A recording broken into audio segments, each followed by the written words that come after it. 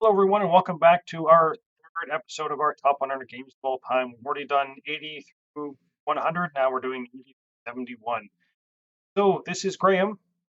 And this is Dean. As I just said, we're doing our 80 through 71 top 100 games of all time according to us. Who have differing opinions, but there is going to be some crossover on this list. I have one that Dean's already talked about, and I believe I've got one that I have already talked about. So not sure whether it's going to speed us up. So be prepared for probably another hour. Listen to us blab on about some games. That's okay. It's all good. So it's going to be the same as normal. Dean's going to go first, and then so why don't we start off with our number 8? All right. My number 80, you talked about a racing game when you talked about Downforce last episode. This, it's a racing game. It's also a dexterity game, but it is Pitch Car. Pitch Car by, God, I don't even know who puts it out. I think that's CG. It doesn't matter. Whatever. It's Pitch Car. Pitch Car is it's a nice wooden dexterity game. It's not cheap. It's definitely not light to carry, but it is one where you have these little discs, round discs that have a little car emblem on them, and you are using your finger to flick them around the racetrack. And you can buy all these different expansions for it and have very elaborate, twisty, turny ones with loops, one with jumps, and make it as cool as you want. Or you can just have the base game that I have, and you still can have a fun time doing it. This game is all about um, the right amount of pressure that you're applying to your car, because as cool as it sounds just to hit it as hard as possible, you want to keep it on the track as much as possible so that you're not constantly coming back to where you were. If you knock someone else off the track, it doesn't really penalize them, but if you go off the track yourself, you are definitely going to be hurting for sure to be able to be competitive in that race.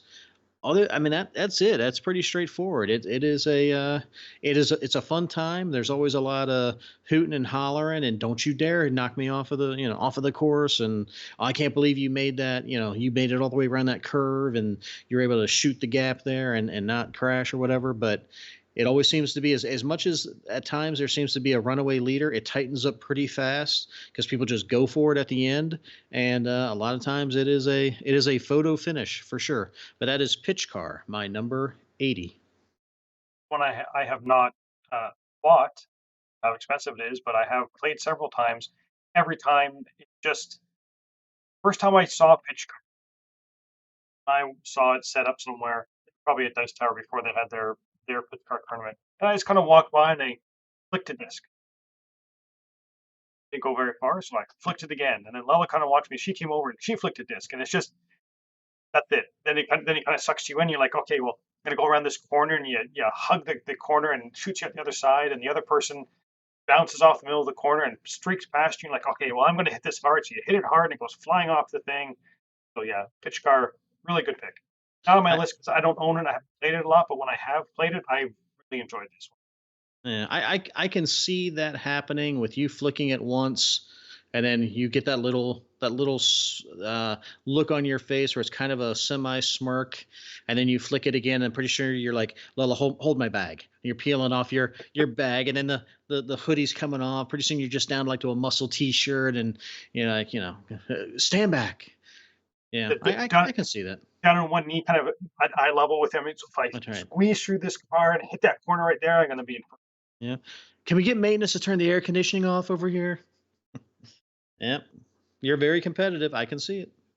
So my number 80 is my next Stefan Feld game on my list. And again, this one is lower on my list because I enjoy this one. It's a really good solid game. This is one that's I think a lot of people is their favorites. This is Castles of Burgundy. I enjoy Castles of Burgundy, but again, for me, I find most of Stefan Feld games good, solid Stefan Feld games. It just some I like more, some I like less. So Castles of Burgundy, really fun, good, solid game that I just don't like as much as some of his other ones. Castles of Burgundy, I think, is well, it is an early one of his, and you are going to be going to the different docks to collect the resources to build. Again, you're building up on a board and you're trying to make connections. River running through your board with different kind of land types that you want to get the tiles to fit on the land type so you can build large sections. I mean, it's the Stefan Feld game. It's a Euro game through and through. some dice rolling. Like you're not rolling dice, but there's going to be dice rolled at the beginning of the round. And I don't know. It's just there's a reason why this is an awful lot of people's favorite Stefan Feld game because it's good, solid hero that gives you lots of options, but doesn't kind of overwhelm you to the point when you don't know what to do and kind of frozen up. So if you want a good thinky Euro game that's not going to kind of punish you for making a mistake, then definitely I would say check out Castles of Burgundy, my number 80. That is not on my list anywhere in my top 100, but I'll take your word for it that you know what you're talking about. Played it? No, I have not. Well, that's why it's not in your top 100. It could still be on there. I could have put anything on my list. There's no rules.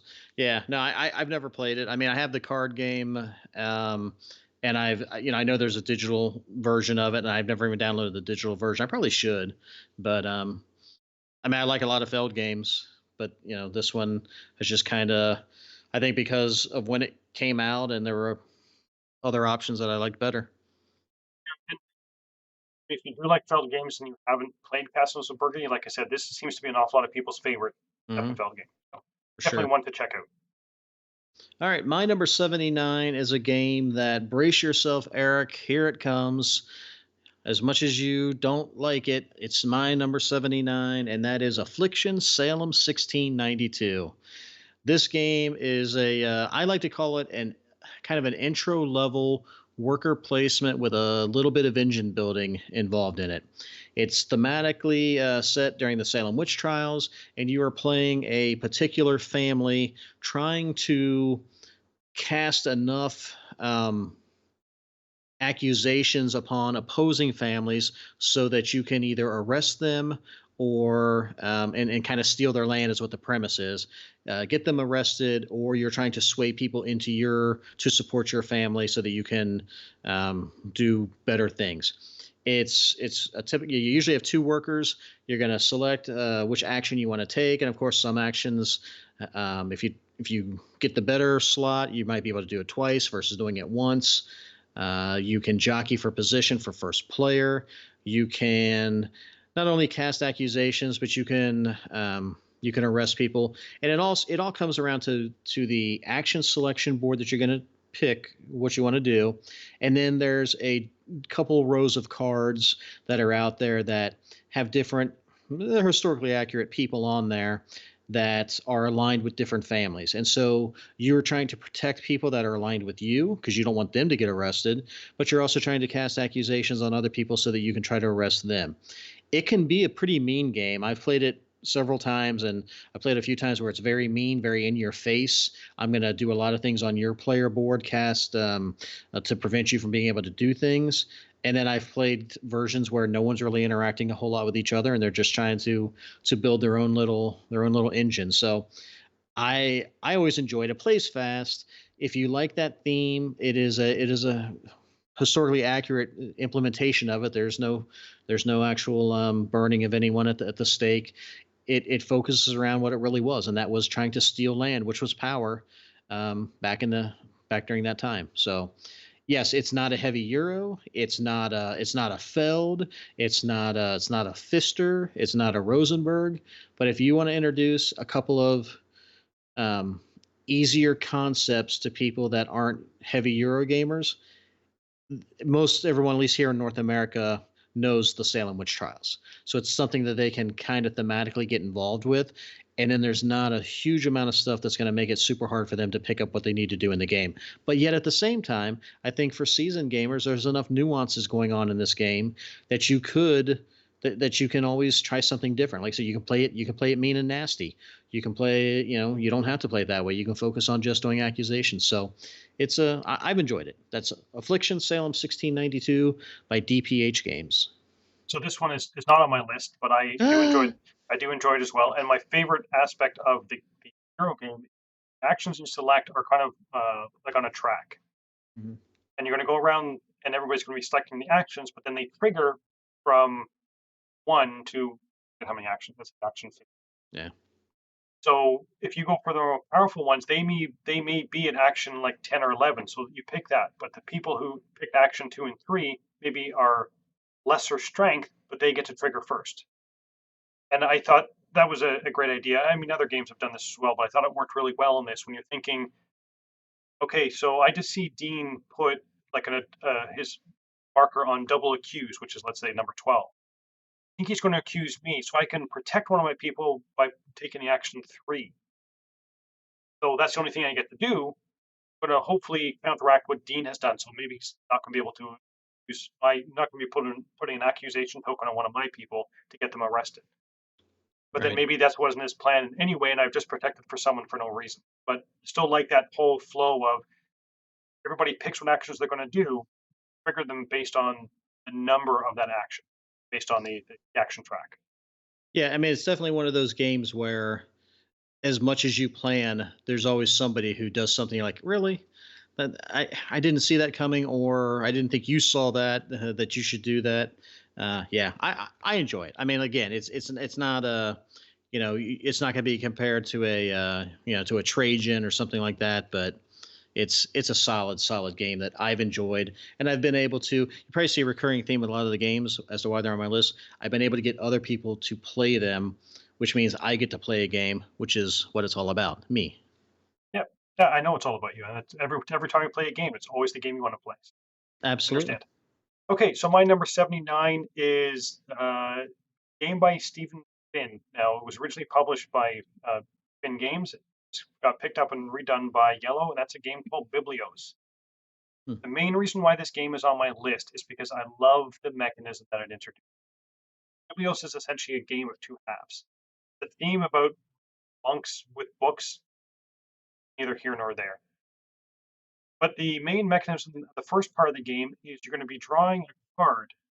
You have to decide at that point whether you want to keep it or kind of put it out for the other players. And if it's let's say, a 3-player game, you're going to be drawing a total of 3 cards. You're only going to be pulling them one at a time. And as soon as you decide that's the card you want to keep, all the other cards you would have drawn get placed out in front of basically for the other people to draft. But draw cards that you're going to be discarding, going to be giving to other people, and that you keep. But you have to make that decision one at a time. And as soon as you choose one of the cards to keep, any other cards you draw have to go in the other piles. Which first time I played it, it's like I love this mechanism. I love that this is a pretty good card, but am I going to get a better card later on? Do I push my luck to discard this card or give it to the other players?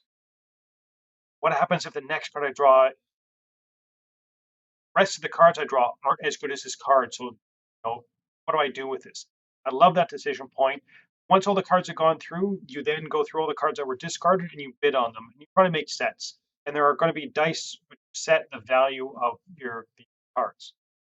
So, the cards that you discard are also, that first phase is also way to plan. Say, I don't want to keep this card, but I maybe want to buy it when it comes back up. So I'm going to make sure that card's discarded. So the cards I have in my hand, I can bid to get that card back, hopefully later. So yeah, like I said, just the very first time I played this, I fell in love with that mechanism of having to make that choice when you pull the card. I don't get to see all of them. I get to see them one at a time. As soon as I pull the trigger, say this is the card I'm going to keep, all the other cards I then have to decide whether I'm going to discard or basically give to the other players. So plays quick, plays in half an hour. Like I said, you're going to spend 15-20 minutes doing that decision, and then the last 10-15 minutes is going to be that auctioning off the cards that were discarded, and you're just trying to get the bundles of cards to get points at the end of the game. So this is my number 79, Biblios. Yeah, it's another one that I've never played, but everyone seems to love it. I mean, you talk about when, like gateway games or whatever. I was like, oh, Biblios, Biblios. So yeah, I've never played it though. But I mean, Doctor Finn games generally are pretty good. So, all right, my number 78 is a game that I've talked about before on the podcast. It is a Sierra Madre game put out by Phil Eklund, and that is Neanderthal. Why Neanderthal? Just because I probably played that one more than some of the other ones. It's the one that was introduced to me first. Dan introduced it to me, and it's a small box game, but man, there's a lot of gameplay in it. It's not a light game for sure.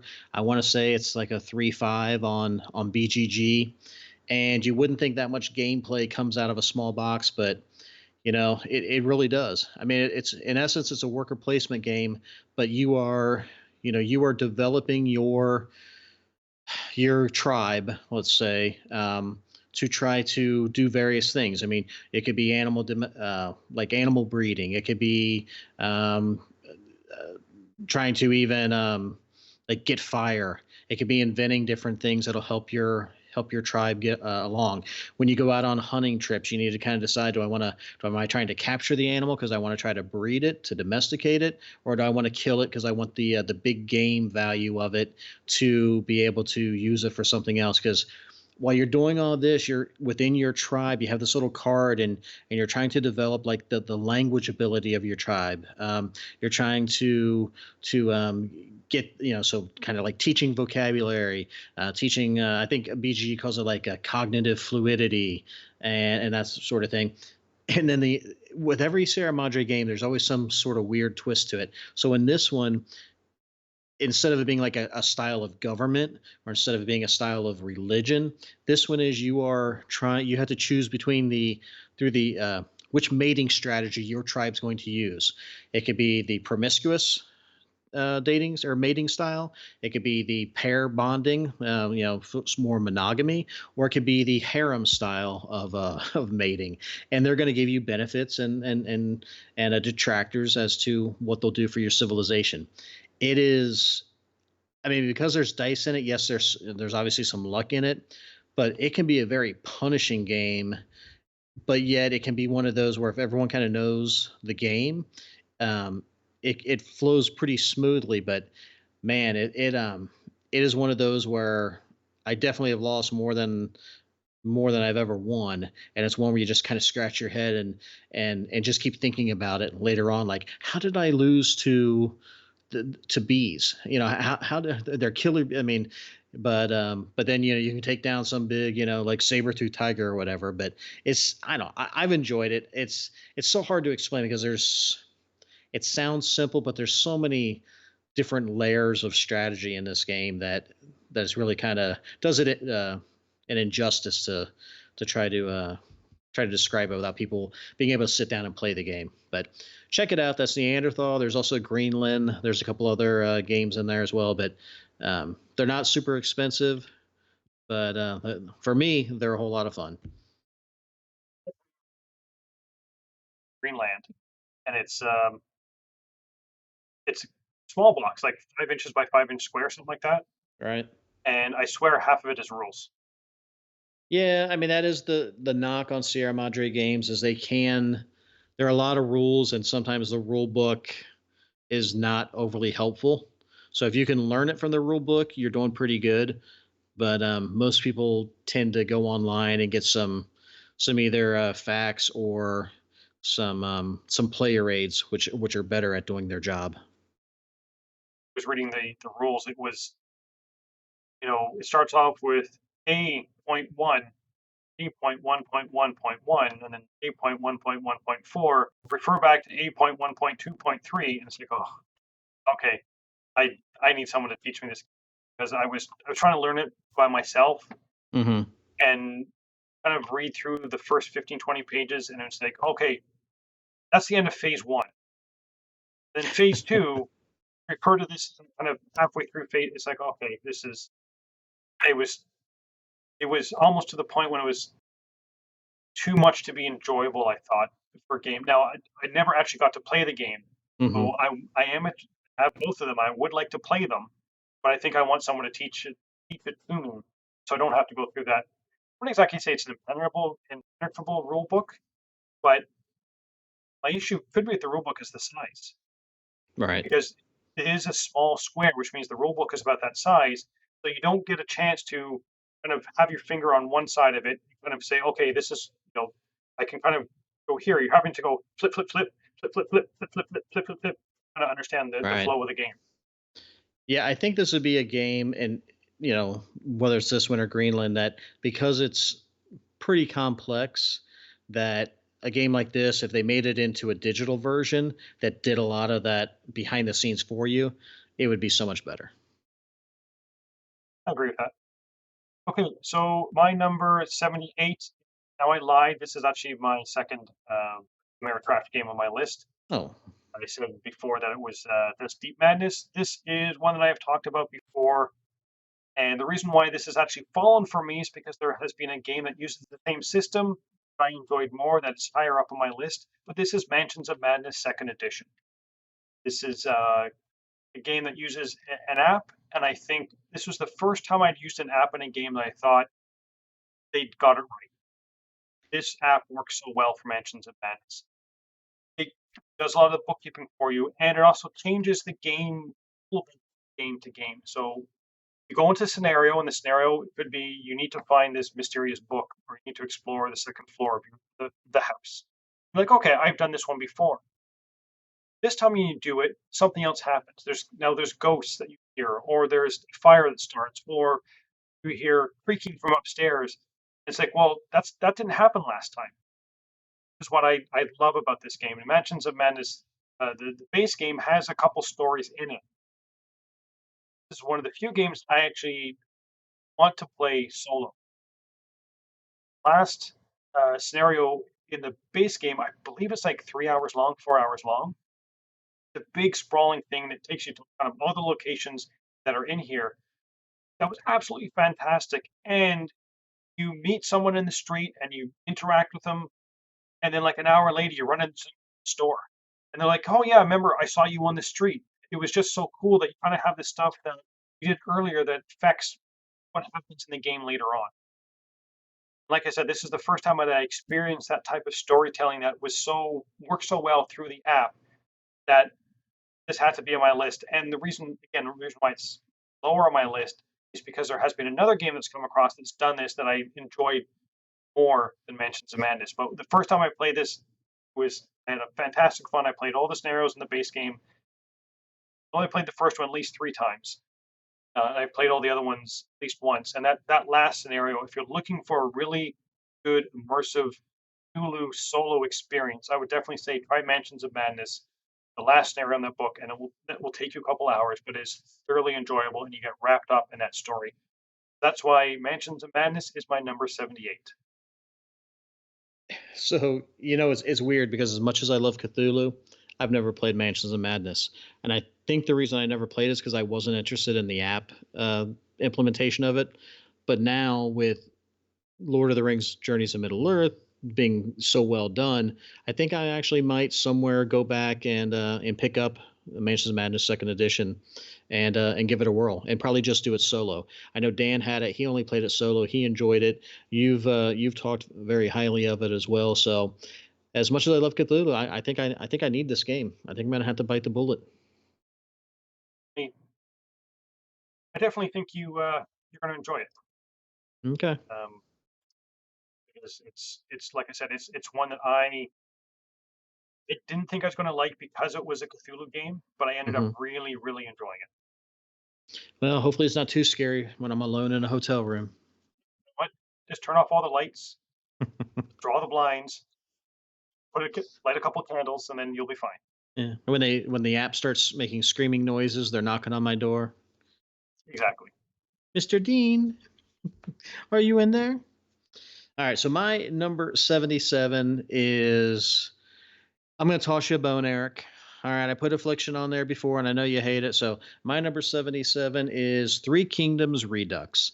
Three Kingdoms Redux is it's put out here in North America by Capstone Games. It's a fairly heavy game. It's over a 4, and it is for 3 players only.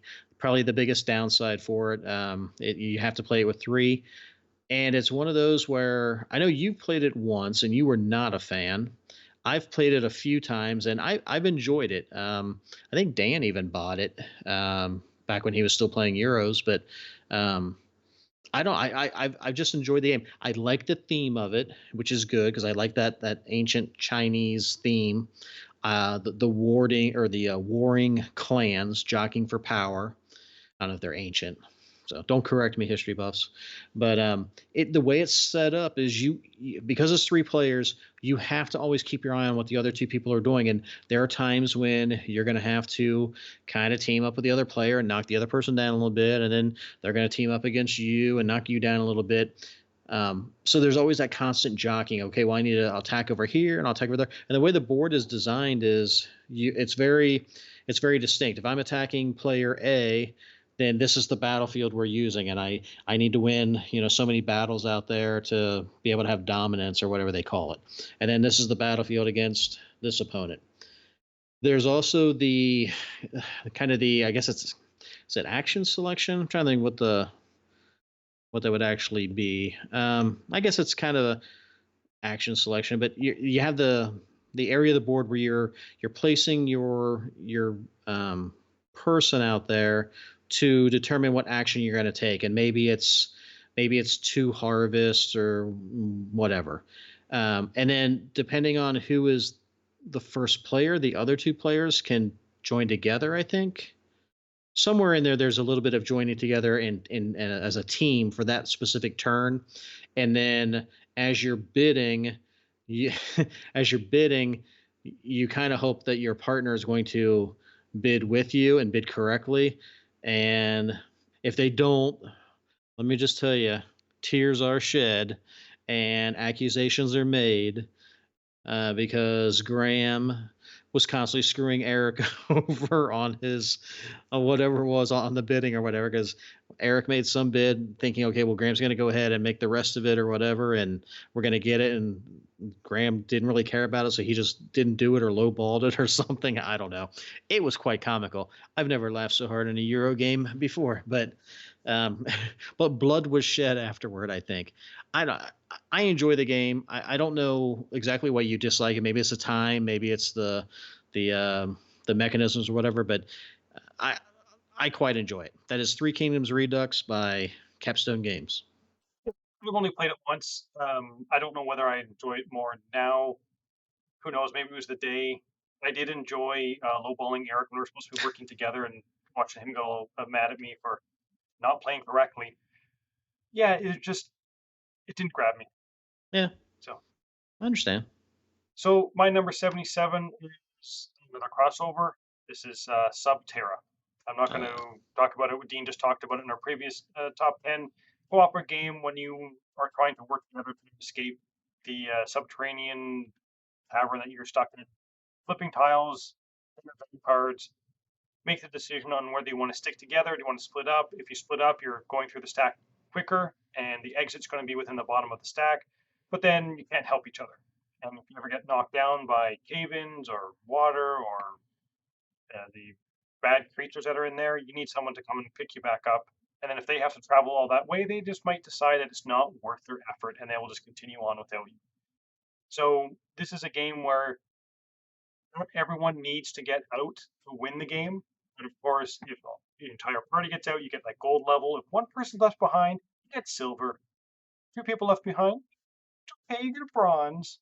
More than that, then you've all lost. The other thing I like is the ending. When you get down to the end of the events, that doesn't trigger the end of, well, that doesn't stop the game. It puts the game into the final countdown. With each round, you have to roll a die. It gets harder and harder to make the die roll because that determines how much flashlight you have left. As soon as you have no more flashlights, as soon as you fail the roll, game's over. Hopefully, the other people will have gotten out in time. So that is my number 77, Subterra. Excellent choice, sir. All right, my number 76 is a crossover, and Graeme had this on his list. I think it might have been in your first list, the 91 to 100. I don't remember the exact number, but that is Stone Age. Stone Age is I don't know. I mean, at what point in time can you start saying classic when it comes to gaming? 10 years, 15 years? I mean, it came out in 2008, but it is a very highly thought of Euro game that's been out for 12 years now and is still being made when Z-Man or Asmodee, whoever owns it now, when they decide to keep it in stock, but still being played. You still see it played at every convention because it's such a great mid-level, mid-weight Euro game that you can introduce to people. Graeme talked about it in detail on the earlier podcast. I won't belabor the point, but if you want to introduce people to a Euro style worker placement game with some set collection and some in-game bonuses, and yes, there's dice in it, but you're using them to calculate the ratio of the goods you're getting. This is a great game to start with. It always plays well. That is Stone Age by, I think, Z-Man Games still. I don't know. It's coming out with an anniversary like winter edition of the game, so That's right. they are still publishing it. So yeah, definitely if you don't have it and you're looking for a game to kind of introduce people to board gaming, this is a great one to start with. So my number 76 is another relatively new game by a hot designer last year, Wolfgang Warsch. This is a game called The Quacks of Quedlinburg. It's about being a quack doctor market, and you are trying to kind of get your potions together to kind of sell off to the patrons there.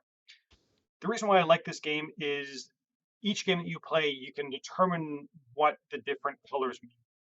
The discs that you're going to be putting in your bag.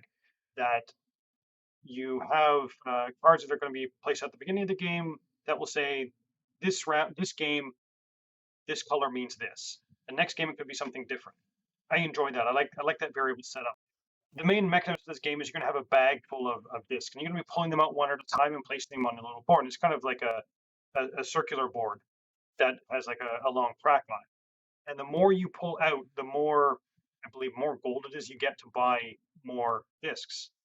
And of course, you want to get the discs that work with each other. But of course, you have bad discs in your bag as well. And if you pull one bag disc, that's fine. But if you pull, I think three, it's either two or three, you're kind of bust and you kind of lose everything. Well, you lose a certain portion of it because you need to be able to fill each section up so you get that bonus. So the just that whole pulling out of your bag to try and push your luck a little more to get a little more points, get a little more money is always a fun thing. And I like the way that the things work to say, oh, I pulled this one, which allows me to do this, which allows me to do this, which allows me to do this, which allows me to pull something on the bag, and that's something else that's going to trigger off. Kind of light engine building, bag building, a little bit of push your luck. There is a bit of a catch-up mechanism with the rat tails around the scoring track, so that if you fall really far behind, you get rat tails that are either bump you up or you get bonuses for having them. I forget exactly how that works, but it's a really good, solid game. Wolfgang kind of burst onto the scene, I think, a year and a half ago, 2 years ago, with a bunch of really popular games.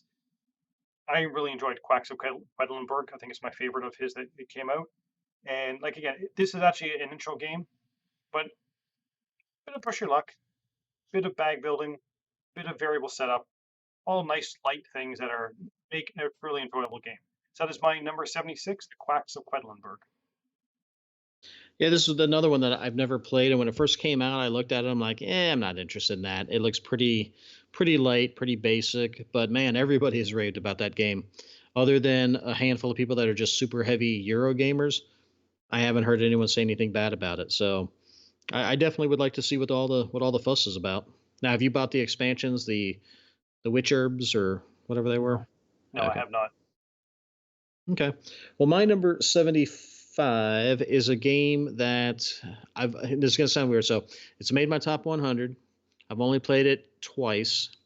I will tell you this, that in 2017, this game was number 3 on my list. That's how much I was just gobsmacked by it when I first played it. But so had you played it twice by then? Or was that like on your first play, it jumped right to number 3? I think it was my first play because I think I made my list pretty fast at it. Then it next year dropped to 35. Now it's down to 75, and it's only down there because I haven't touched this game in a couple years. They have an expansion coming out for it, so I hope that kind of gets back to the table. But the game is Railroad Revolution by What's Your Game? And yes, I know that some people say there's a flaw in the rules that, the designer kind of tried to say, well, we put it in there intentionally as a catch-up mechanic for newer players. But I think the expansion is going to remedy all that. But the thing I love about this game, yes, it's about trains, and yes, there's you're building some networks and routes across the board. I get all that. I like that, but I love the different colored meeples in the game that have different abilities, and it's that constant decision of, well, I need this one to do this, but I can't get it without doing this. And then in order to fulfill my company objectives, which are going to give me more points. I need to actually promote some of these meeples to managers, which then takes them out of my workforce, and I won't get them again. And it was so hard to get it the first time. It's just that to me, I mean, it's only like a 3.25, but the first time I played it, I think you played it with me the first time. I just was like, I love what this game does. Of course, we didn't know that it was kind of a flaw, and of course, you found the flaw and had to exploit it because that's the only way you can win a game. But whatever. But yeah, I really like this game, and I can't wait for the expansion to come out, so it can get played more, and maybe it moves up, back up, higher on the list. But yeah, Railroad Revolution. What's your game, great company. Yeah, I normally really enjoy your games. There's been one or two that have not kind of marked for me. Railroad Revolution was one that I toyed, was on my list and off my list and on my list. Finally, just kind of fell off my list, mainly because that one flaw is if you know that it's a dominant strategy, it's hard not to use it. I In understand. some ways, that kind of took the shine off the game. But like you, that whole meeple of upgrading your meeples, like, oh, I'm going to upgrade all my meeples and kind of get them to engineer or whatever else. Then you realize, wait a minute, I still need some of the generic ones as Hmm. well. And then you kind of locked yourself in. But yeah, that's a good choice. So my number 75 is a game that never quite sure whether Dean likes this game. I think he has a love-hate relationship with this game. This Wait, is a let me game, guess. Is it Marco Polo? Marco Polo, Okay. game called Heaven and Ale. Yeah, that's another good. Heaven and Ale is about your monks basically making wine, sorry, beer to sell off at the market. And it's got a couple tracks on it. One of the main tracks is your who the further you can get him up, the higher your points are. Your main board is kind of split up between a light and a dark side, or shade and sun side. And one side will get you resources, one side will get you points. And as you get the tiles and where you place them, if you round things, it's going to get you points. And if you round them, you're going to be getting resources. You're going to be putting the resources in the light side or dark side. Depending on which side you go, trigger them will get you different things. So that whole decision of where you place stuff, there's going to be an action board at the top of the game, which has a mechanism which I really enjoy, which is you can move as far as you want, you can never go back. Skip a whole bunch of stuff. That's the one you really, really want, but worth skipping over everything for it. And once someone has taken that action, they physically take it, then no one else can take that. So quite often this game has come down to the last round or two when people are looking at the board saying, "Don't you dare take that one! That's the one tile I need." And you're at the beginning, jump over everyone just to take that tile because that's the one you need as well. But then you've left the other stuff for the other players. I love that mechanism of you can go as far as you want, but you can never go back, and you really have to weigh where you're going is worth skipping all that other stuff. Now you can go one at a time, but then the other people are probably going to get the good stuff before you do. You're kind of getting the leftovers. So Heaven and Ale is a game of decisions on which is the right path to take and how you can work. You kind of have to be looking at everything on your board. And what resources you're getting, what money you're getting, how you're manipulating your tracks, because if you don't get your main brewmaster far enough, you're not going to be scoring any multipliers. And then it's just, I just find it fun. I find it fun and fascinating, and that is why it is my number 74. Yeah, I do really do enjoy the game. I sincerely do. I just am extremely bad at it.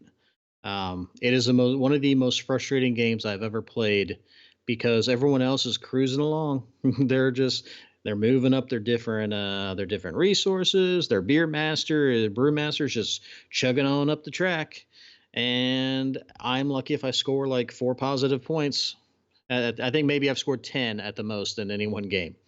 And yeah, I don't know.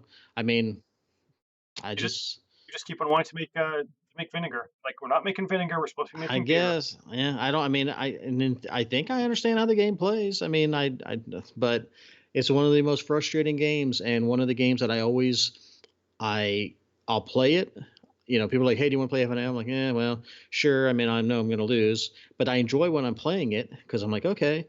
But then I become frustrated, and at the end of the game, I'm like, "This is a stupid game," but yet I'll sit down and play it again. So, Yep. yeah, I do enjoy it. Trust me, I really do, and I would play it almost any time.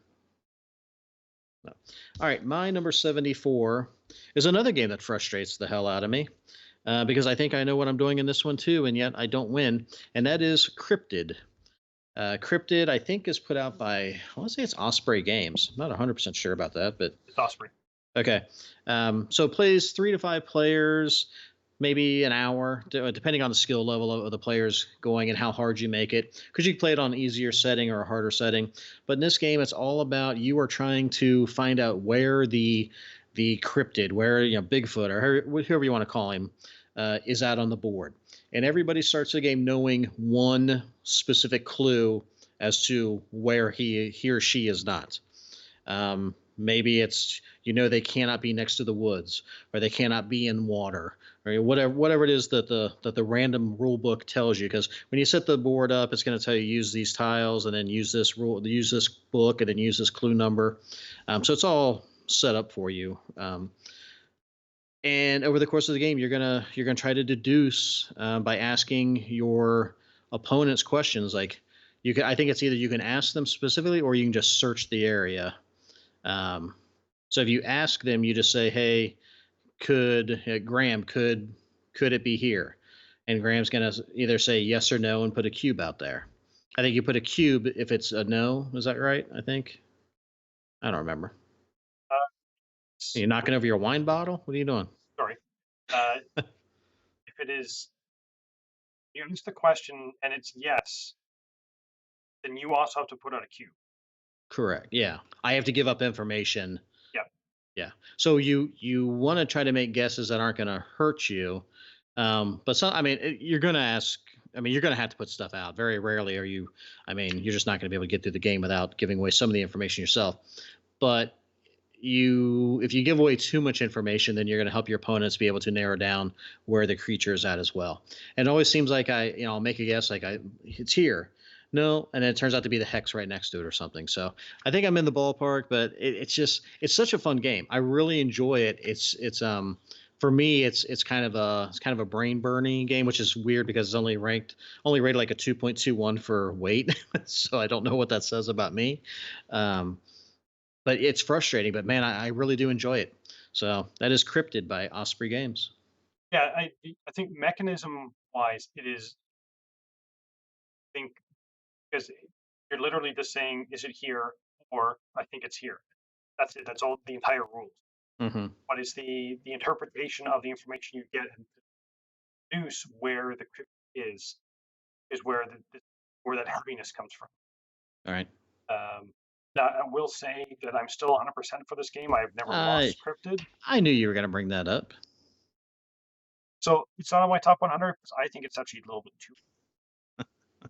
So it's a good solid game. I enjoy this type of trying to figure out what your opponent knows and saying, well, Dean said it wasn't here and it wasn't here and it wasn't here, and I know it can't be here, so I think it's make the guess, and then it goes around in order, and you ask everybody, I think it's here. Dean, can it be here? And if he says yes, then go to the next person. If he says no, put a cube, and I have to put a cube. And where I place my cubes also is a strategy of this. You don't want to be giving out too much information of where you place your cube. Right. Yeah, it's a good choice. So my number 74 is another Euro game, a couple of years old from Days of Wonder. This is called Five Tribes. Mm. Five Tribes is, again, a lot of my games revolve around mechanisms. Five Tribes uses I guess it's like a Mancala idea in which it's a board full of squares. Each square is going to have a different thing on it. And each square will also have a bunch of meeple, different colored meeple. And on your turn, you're going to take up all the meeples in one square, drop them off one at a time in order, kind of connect as like a one big connected line. And wherever you drop that last one off is the action you get to take. with that meeple, and you want to be collecting gins, which are special abilities, or kind of collect some other sources and all that. But this is a key when some people get frustrated because you'll be kind of thinking out, and one of your opponents will say, "Ooh," someone else will say, Right. "But," and then or you're hoping, "Please, Dean, don't take that square, don't take that square." And of course, Dean takes the square, or someone, Lella will take the square, and I'll have the one I want picked out because it's got 5 people in it. I'm gonna drop one, two, three, four, five, and get the exact square I want. And Lella just happens to move different square and drops an extra person off in the square I was planning to move. And it's like, oh, okay, wait a minute. Now I got to rethink where I want to go to. So Five Tribes, it's a good solid game. It's been around for a while, highly thought of. But if you like that whole planning of the idea of the Mancala, when you pick up a whole group and drop one off at a time to get to the place that you want to go, and sometimes it's working backwards. This is where I want to go. So which box do I need to pick up all the people so I can get there? And of course, placing the people is also part of the strategy to making sure I'm not setting it up for someone else. Because the worst thing you want to do, take the action you want, it's an okay action. The next person goes, perfect. Except the thing, you just drop someone off and goes bang, bang, bang, bang, bang. That's exactly what I needed. Like, oh, I should have seen that. So that is my number 74, Five Tribes. Yeah, I don't think it made my list. I don't remember it being on my list. I haven't looked that far back. I do remember enjoying the game though. But it's another one of those where it can be kind of thinky, and it can be one where, like you said, I mean, you kind of can plan ahead, but you can't really plan too far ahead because you just don't know what the board's going to look like when it gets to your turn. But yeah, I'd like to get that one back to the table. I haven't played that in forever. So, all right, my number 73 is I think this is a failed game. Yeah, I think so. It is Aquasphere. Aquasphere by Feld. I think it came out about 2014, 2015. And it's funny because this is a game that for the longest time would always be on the sale list on online game stores. And I bought it for next to nothing. And I really enjoy this game. I think, I mean, I know it's not one of his highly regarded games, at least not by you. I don't think you like it as much, but I don't know. I like it. There's a lot of stuff going on in it. You're trying to expand your lab. You're trying to program robots. The one thing I do remember about this is it's all about you. Well, I don't say it's all about, but time is very important. Those time units can make or break you, especially at the end of the game. They need to have enough time units to be able to do what you want. But it's a typical kind of worker placement, but you also want some area majority in it as well. And it can be a little bit of take that in it. I mean, you can definitely interact with your opponents, but yeah, I don't know. I know I mean, it's not. I mean, it's like a 3-5, I think, for weight. So it's not like it's a light filled game, but I don't know why it's not as highly regarded as his others. But that is Aquasphere by Stefan Feld. Yeah, it's much more like Feld games. Going to be quite a few Feld games on my top 100 in total. Aquasphere wasn't even a consideration for my list. Hmm. There's something about it. It's got that action progression thing when if Mm-hmm. you go up, it's kind of like a branch tree. You start Mm-hmm. to go up one side, you kind of have to finish on that side. You can't jump over to the other branch and take an action from that side. Um, to me, it feels a bit disjointed. Doesn't feel like a cohesive thing. This one really feels as if now he gets a lot of flack for this that it's just a bunch of mechanisms in a box. This one to me really feels like it's a bunch of mechanisms in a box that don't come together, in my opinion, for a good cohesive game. But I thought it was beautiful. I mean, thematic. I felt like I was in an underwater lab, and whatever the octopus or cephalopods, whatever they're supposed to be, where you're trying to do experiments with them. So I don't know what you're talking about. so my number 73, although I said my list is heavily Euro, I do have one or two dice chuckers on my list. This one I'm going to put down as a guilty pleasure. This is a game called Dice Throne. I've got Dice Throne Season 1. I know they came out Mm. with Season 2, and there's a couple expansions for it. You will take a character. Each character is different. They all work differently, and you have a set of dice, and you're going to re-rolling the dice, Yahtzee style. Try and come up with the different combos that the people have. So they will have, like if you get four of a kind or five of a kind, it's going to be one power. If you get a one, two, three, it's going to be another power. If you get a three, four, five, six, it's going to be a stronger power. So you're trying to roll the dice to attack your opponents, and it's a player versus player type thing where I have so many health points and I'm trying to get down the other person's health. Some of them are very aggressive. Some of them are power users. Some of them are defensive. Some of them can heal. Each character works slightly different. And for whatever reason, like I said, I'm usually not one who's big on dice. This one just works, and I think it's just because it is strictly a fun game. Every single round, normally your dice will be able to do something. Yes, you want to roll, all sixes so you can get this fantastic power. But get a small straight, you can still do something with that. And maybe if you get small straights, round after round, you can start whittling down or building up some power that you can then trigger off as one big explosion. That will cause a lot of damage. Like the interaction between the players. I like that there are, I think, 6 players in the main box, and each one works differently, and each player against each other will work differently as well. So there's a lot of combinations. It's not a deep game. It is just Yahtzee with powers. But this one for me really works. So yeah, that is my number 73, Dice Throne. I think we played this once virtually, didn't we? It or not, maybe. I know I I think we played it online once. Um, but I mean, I vaguely remember it, and I remember going out and looking for it afterwards at like Barnes and Noble or whatever, and they were always out of stock. I mean, I don't know why. I mean, I enjoyed it, but it would. I don't know if it'd be something I would purchase. I'd play it again, but I don't know if I'd go out and purchase it because, like I said, there's different expansions for it now. They got the season 2, and um, but yeah, I mean, I do remember playing it. So yeah, it's like I said, it is not a strategic game. It's just a game to have fun in. right. We're in half an hour, 40 minutes. It comes down to who rolls better, but it's just I found it fun because I never felt that wasted turn. I was always doing something with my dice. May not be the best thing. Maybe I pushed my luck a little too far.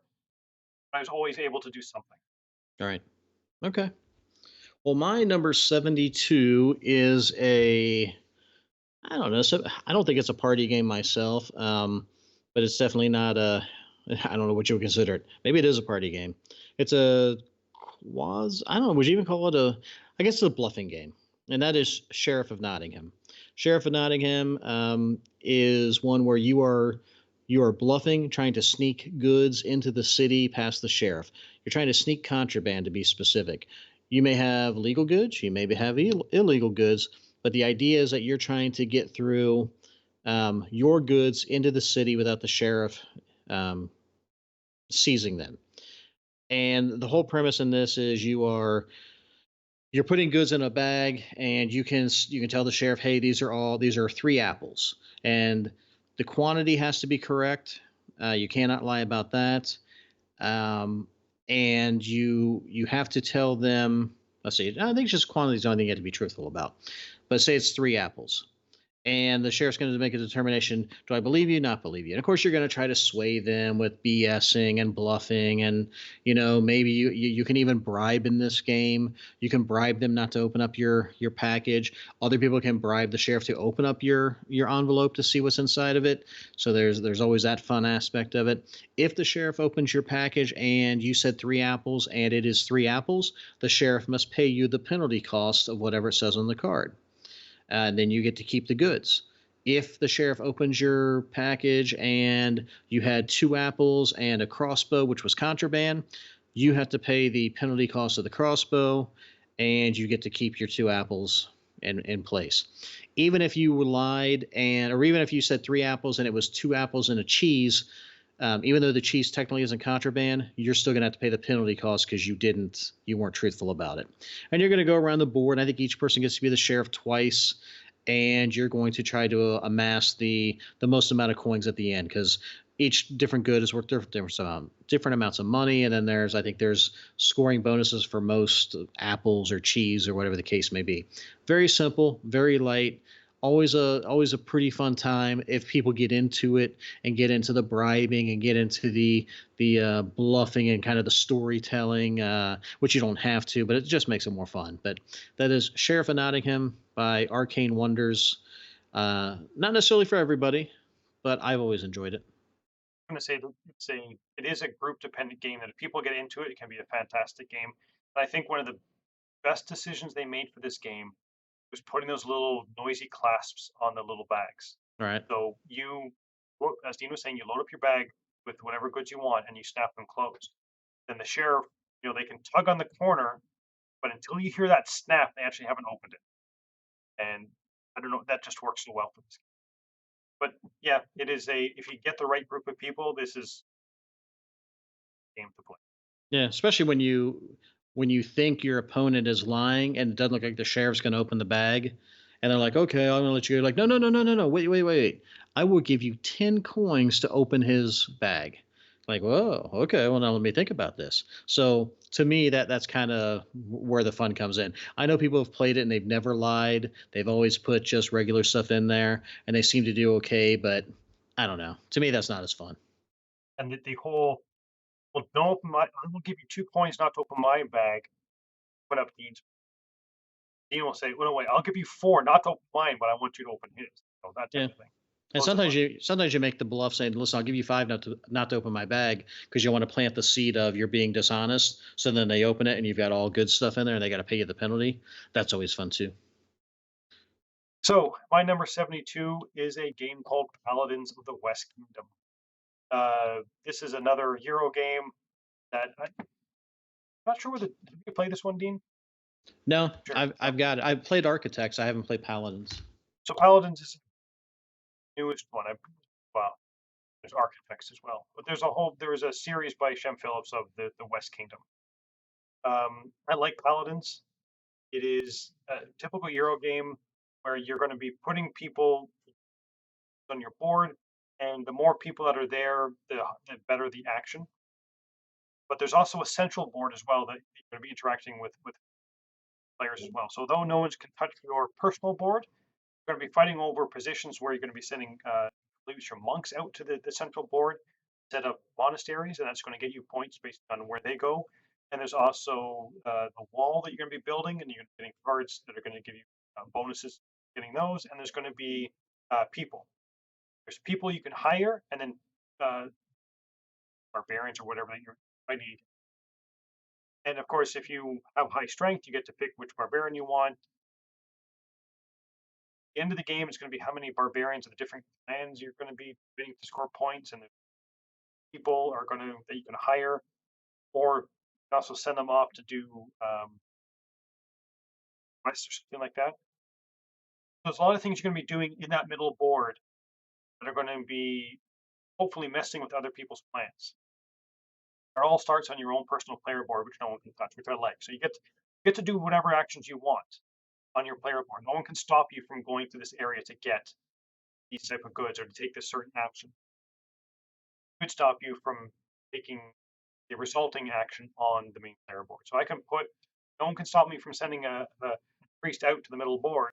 But if I only have a certain strength of monastery that I can put out, and people have already taken that strength of monastery on the central board, I can't place someone out anymore.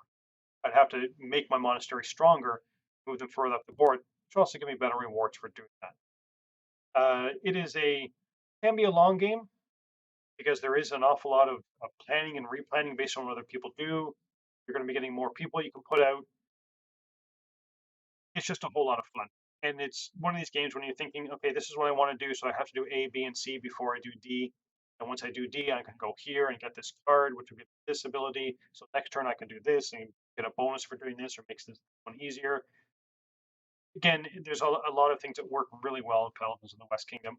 I just like the fact that it's worker placement combined with some fighting over stuff in the middle of the board. So you can kind of judge of how aggressive you want to be by putting stuff out in the middle. So that is my number 72, Paladins of the West Kingdom. Yeah, I haven't played. I played Architects, and Architects was fine, but everyone says Paladins is much better than Architects. So, I'd like to get it played. I bought it. It's sitting around here somewhere, but I'll say it's a good choice. I don't know. It's on my list. Of course, it's Oh, okay. So my final one for this time is number 71, and this is a game that I don't know. I think probably people love it or hate it. If you don't like heavy or heavy-ish euros and punishing euros, you're probably not going to like it. But that is Zolkin. Zolkin is put out by CGE, and it says 90 minutes. Honestly, I don't remember. I mean, it could have been 90 minutes, whatever. But this is a worker placement game, and it all centers around those gears on the board. You have the one big gear in the middle, and then I think it's 4 gears or 5 gears around it, and you are choosing. You're placing your worker, and I think you start with three. You can get more, but you're placing your worker out on one of the gears, and you have to put it in the lowest available spot, the lowest numbered available spot. And you're going to pay a cost more than likely to do it, a cost in corn. Corn is currency. Corn is king in this game. So you're probably going to pay a cost to do it. If it is, if the lowest spot is a two, then I think you're going to owe the two corn. The more workers you put out on any turn is also going to increase the amount of corn you have to pay. The benefit of putting it in a higher spot, even though you have to pay more corn for it, is that the better actions are later on in the wheel. And you have to leave your worker on that wheel until you get to the action that you want to take. And as they're usually farther down, like the 7 or 8 or 6 or 7 spot, whatever they are, it could be a while that they have to sit on there, wasting a worker that you wanna use somewhere else. So there's always that trade-off. Put them on early, pay the higher cost. Put them on, as the wheel goes around or whatever. It just depends. It depends on what your opponents are doing as well. If they're not using that wheel, then you're gonna have to go on and wait your turn. Um, as you as the gears turn, they're going to move your worker along to different actions. Like I said, the better ones are usually at the end. There's a wheel that is simply about getting corn. There's a wheel that is, I think, you're doing some other harvesting of another product. I think maybe it's wood or stone, maybe. And then there's one that's going to allow you to buy buildings and move up on the temple track. And then there's one that's kind of a commercial thing where you can sell stuff or different exchange rates and do some more powerful things. And you've got the one that's the last one, which is um, basically the temple where you're putting out these blue skulls that'll give you it could move you up on the temple tracks on the other side of the board. It could give you points, whatever. So there's a ton of different things going on this board. The other thing that's cool about it, and last thing I'll say about it, because I'm not going to be able to explain the whole thing, is that the first player in this game, that is something that you have to take if you want it. It doesn't automatically rotate around the board like most games. So if you want it, you got to waste a worker to go there. It doesn't cost you any corn, but allows you to get the first player. It also allows you to move the gear in the center of the table, which is the day, I think, which then rotates all the other ones. And it could be advantageous because you get to decide if you want to move it 2 clicks or 1 click or 2 clicks. And so you could really screw over somebody by moving it two if that's not what they wanted. But it's something that you can kind of control your own destiny a little bit. The other thing that's cool about it is that once you do that once, you can't do it again until you've gotten to the top of one of the temples on the other side of the board, and then you can flip it back to the other side where you can actually rotate it twice again. So it's not like you can continuously go to that spot and use that over and over again. You are limited how you can use it. There's so much going on in this game. I mean, like I said, corn is king. You got to feed your workers. You got to pay to go on to go on the gears, and it's a very punishing game, I think. Now, Graham is able to feed his workers usually without any issues at all, but I had some very very heavy workers when we played together. yes. I believe that you had the corn gluttons on Yeah. your building force. Yeah, I'm not going to say too much about it because it may appear later on in our list, All right. on my list. But I will say, very good choice. So my number 71 is a old West. This is a game that came out a couple of years ago, and it seems to have faded. It kind of came and went without many people talking about it. And this was actually on my sale pile until I got it back to the table recently. I realized just how fun this game was. It is a game about the Old West. You are penning for gold, not penning for gold. You're prospectors, and there are tiles on the main board. There's hexes on the main board that are start face down, except for ones around the water. On your turn, you're going to be taking one of those chase up resources, and you're going to take whatever resources on it. Could be wood, stone, metal, whatever else. And you're going to be taking those resources and putting them on your player board. And your player board has a spot on the left-hand side that's got how many sections it's got? Let's say 5 different sections. The further down you place them, the more victory points you're going to get. But you have to be taking actions every round. And the way you take an action is you're going to pick one of those sections on your player board. Let's say I have 3 goods in my second box. I have to place one in my one box, and then whatever is left over will come out. So yes, you can place a bunch of goods like in your very bottom box, which is going to get you a lot of points. But it's going to be very difficult to get them out. Because on your turn, you'd have to take them and drop one in each box as you progress. Only the stuff that falls out the very top. So once you've placed one in every box, whatever's left over is what you can action on the board. You want to be taking these resources to, putting out tents, putting out the called. There's tents, there's upgraded tents. There are tracks that you can send your buggy across. So there's going to be 3 buggy tracks for the different types of metals you're going to be putting out. There's also a little square that will give you end of game scoring, and those will be, if you give a gold and a silver, they cross here. So you're going to take that one. Or if it's a gold and I forget what the other third one is, copper. Gold and copper is here. If it's gold and gold, it's this one. So you're going to be having to bring the different metals out, and of course you need the resources like the wood and the stone to build your tents and your upgraded. And whenever you put out and every round you have to put out a tent. Don't put out a tent. Still put out a tent, but then you have to put a marker in the outlaws, which are negative points. And whoever has the most of those at the end of the game, basically you've stolen the goods to build your tent. Whoever got the most of those things at the end of the game is going to get negative points. So wherever you put your new tent out is where you turn over the next group of resource tiles. The next person goes, they will take a resource tile, get all the resources from them, and again add into their bins, and then pick a bin and move all the stuff. So that planning of what resources you're going to put where in your bins so that you can get the right resources out at some point later on the game takes an awful lot of planning. It's not difficult. Get yourself into trouble when you're like, uh-oh, I've just realized that I have 2 goods in bin 3 and 3 goods in bin 4. I can't get them out. It's going to take me a while to move them up the track. My bin 1 and 2 are empty. A lot of fun.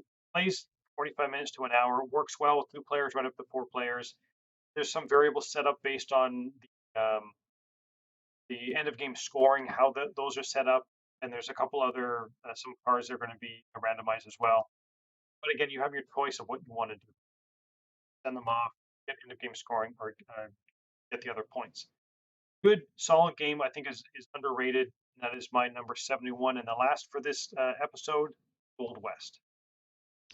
Yeah, that's another. I haven't played it, but that's one that's interesting because it periodically shows up on sale at like Cool Stuff quite a bit. And I don't know if it's just because I think isn't it a Tasty Metro Games? Yes, it is. Yeah, so I don't know. They just produced a ton of them, and there's a bunch of stock out there, but you can generally pick it up for pretty cheap. But like you said, I mean, I've always heard that it's a decent game, so maybe I'll pick it up. I don't know if I'd ever get to play this. I might just have to play it at a con or play your copy.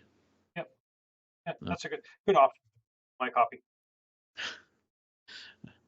So that wraps up our 80 through 71 for this episode.